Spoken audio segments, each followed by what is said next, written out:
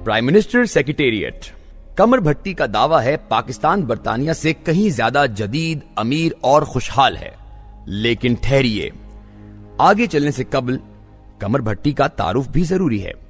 कमर के वालिदैन गोजर खान के एक पसमानदा गांव के रहने वाले हैं। अच्छे वक्तों में बरतानिया चले गए थे, जहां बड़े भट्टी साहब ने दिन रात मेहनत करके न सिर्फ अपना कारोबार सेट कर लिया, बल्कि सोसाइटी में अपना एक मुकाम भी पैदा कर लिया।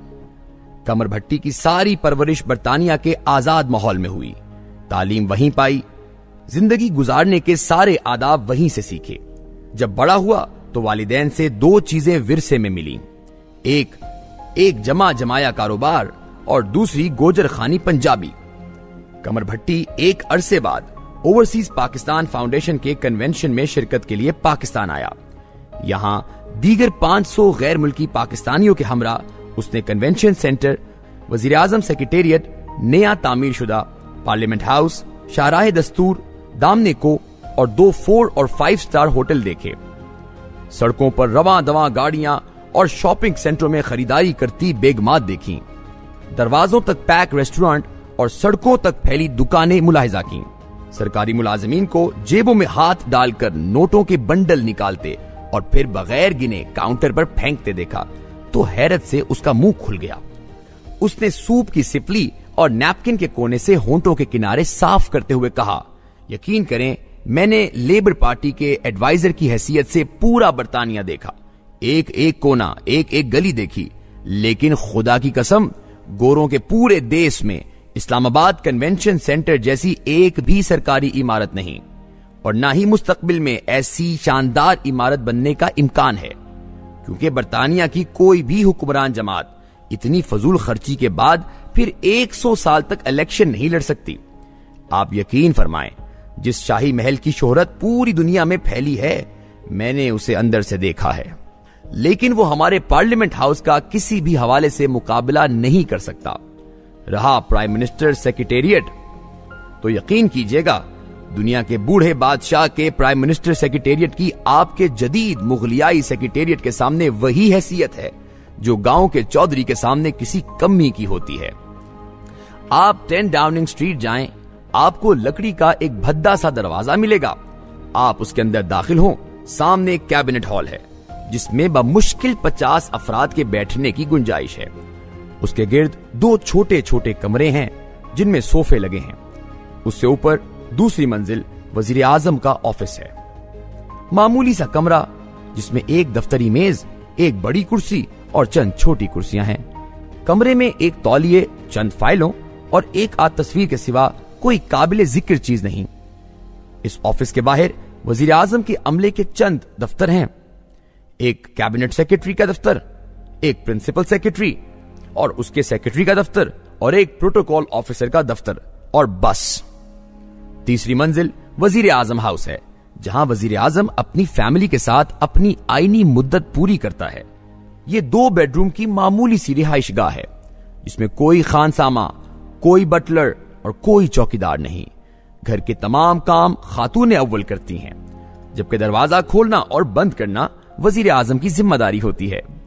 सरकारी खिदमात की बजा आवरी के बाद मिस्टर टोनी ब्लेयर और मिसेस ब्लेयर सर जोड़कर घर चलाने के नुस्खे डिस्कस करते हैं। जाती दोस्तों से मिलने के लिए अपनी पुरानी कार में जाते हैं, खरीदारी के लिए सेल के सीजन का इंतजार करते हैं और मेहमान की आमद पर दोनों मियां बीवी अब क्या करें कि खुसर फुसर भी करते हैं। लेकिन आपका वजीर आजम सेक्रेटेरिएट, अल्लाह मुआफ करे, अगर मिस्टर ब्लेयर उसकी एक झलक भी देख ले तो शायद बेहोश हो जाए।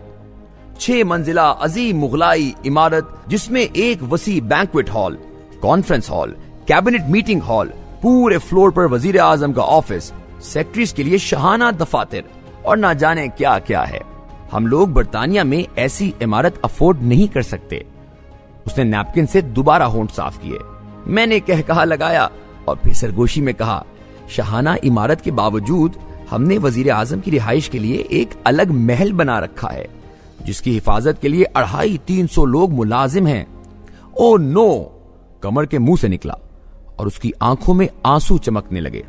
हमारे दोस्त मलिक अकरम को व्हाइट हाउस की जियारत का मौका मिला तो उन्होंने वापस आकर तमाम दोस्त जमा किए और उन्हें यह बताकर हैरान कर दिया कि दुनिया के दारुल हुकूमत व्हाइट हाउस में पूरी दुनिया के बादशाह के तसर्रुफ में सिर्फ 2 कमरे हैं।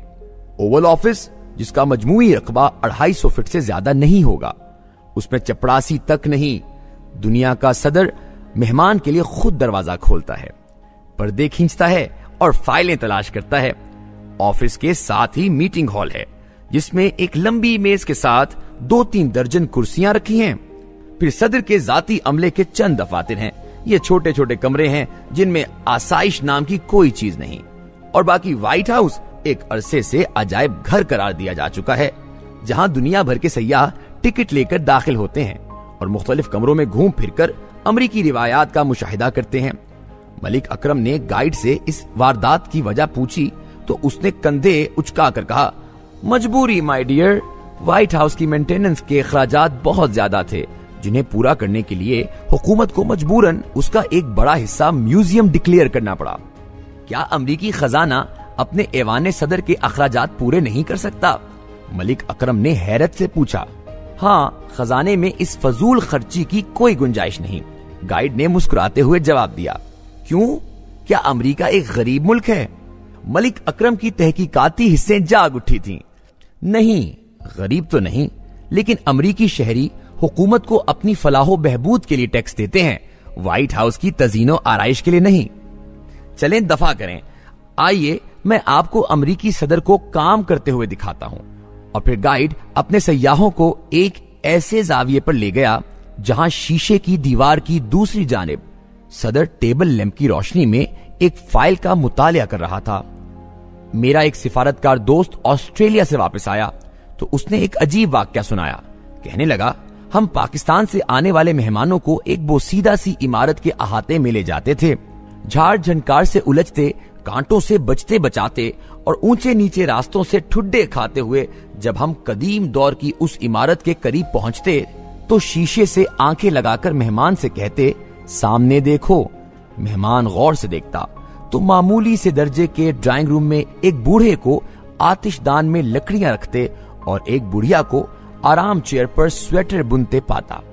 फिर हैरत से वापस मुड़कर इस्तिफहामिया नजरों से पूछता, ये कौन है? हम मुस्कुरा कर कहते, ऑस्ट्रेलिया की मुंतखब हुकूमत का आईनी सरबराह और खातून अव्वल। तो वो उछलकर 2 कदम पीछे आ गिरता। मियां महमूद जब जनरल जिया के साथ जापान गए तो जापानी वजीर आजम को एक मामूली से कमरे में मामूली सी मेज पर बैठे पाया। मेज के एक कोने पर स्टील के छोटे से रॉड पर जापान का झंडा लगा था, जबकि मेज पर लट्ठे का एक मामूली सा मेज पोश बिछा था। दुनिया की सबसे बड़ी इंडस्ट्रियल स्टेट के आईनी सरबराह ने उसी मेज पर बैठे बैठे जनरल जिया और उनके वफ्द का इस्तकबाल किया। उसी मेज पर उनसे गुफ्तगू की और उसी मेज पर अरबों डॉलर के समझौतों पर दस्तखत किए। उसी दौरे के दौरान जब पाकिस्तान की एक बड़ी शख्सियत ने वजीर आजम हाउस देखने पर इसरार किया तो मेजबान उन्हें एक खंडर में ले गए। चौखटों को दीमक खा चुकी थी, दरवाजे टूटकर कब्जों पर झूल रहे थे, छतें टपक रही थीं, सीलन फर्श की टाइलें तोड़कर ऊपर आ चुकी थी और दीवारों का प्लस्तर ईंटों का साथ छोड़ चुका था। हैरत ज़दा मेहमान ने मेजबान से पूछा, क्या वाकई यही वजीर आजम हाउस है?